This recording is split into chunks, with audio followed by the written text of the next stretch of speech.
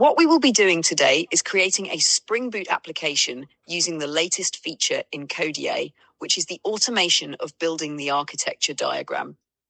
You chat with the CodeyAI assistant and tell it exactly what you want to do. CodeyAI then generates the diagram for you. You go through the diagram, make sure it matches your requirements, confirm it, and once you're satisfied, you click Generate Code.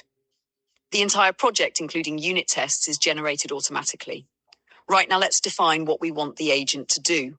We ask it to create a Spring Boot project, starting from a base package with a clear structure that includes controller, service, util, and model packages. In the controller package, we define a user controller that acts as a REST controller. It exposes two endpoints, a get endpoint to retrieve a user by email, and a post endpoint to add a user to the user tree. In the model package, we define a user class with the fields user email, name, age, and address, where user email serves as the unique identifier. In the service package, we define a user service that contains the business logic and provides methods to add a user and retrieve a user from the tree by email. And finally, in the util package, we define a user tree that implements a binary search tree of users, ordered by user email, and initialized with 10 randomly generated users.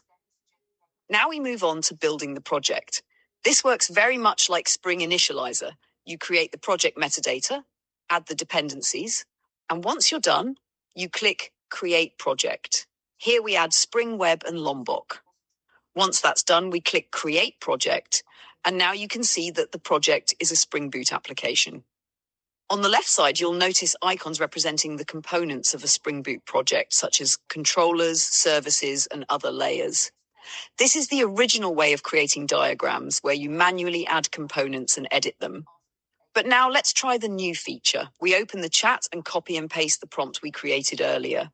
This prompt describes exactly what we need: a Spring Boot application with user information, building a tree structure from that data, and two endpoints, one to add users and one to retrieve users. We click Generate Diagram, and if you look at the left side, there was nothing there before. Now the entire project diagram has been created automatically. If you click on each package, you can see the controller package, service package, utility package, model package, and so on. Once we're happy with the structure, we click Generate Code. All of this information is sent to CodeyAI,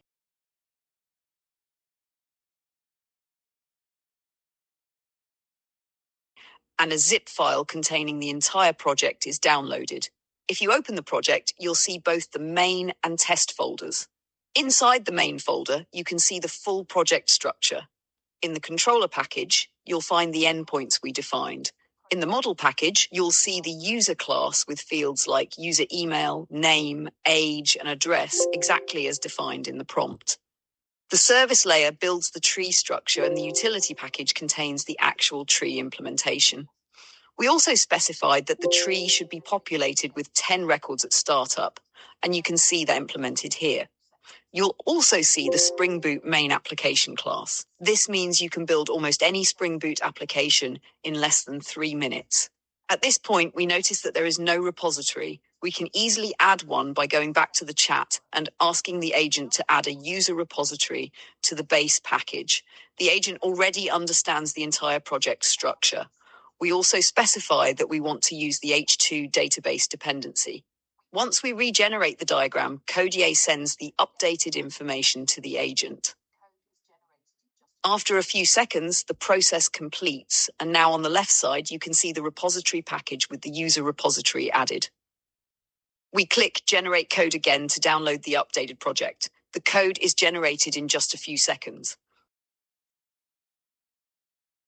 If we browse to the repository package, we can see that the user repository extends JPA repository, uses the user entity, and uses the email field as the ID, exactly as we specified.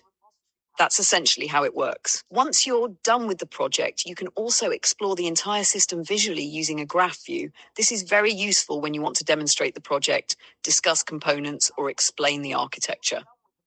Thank you very much.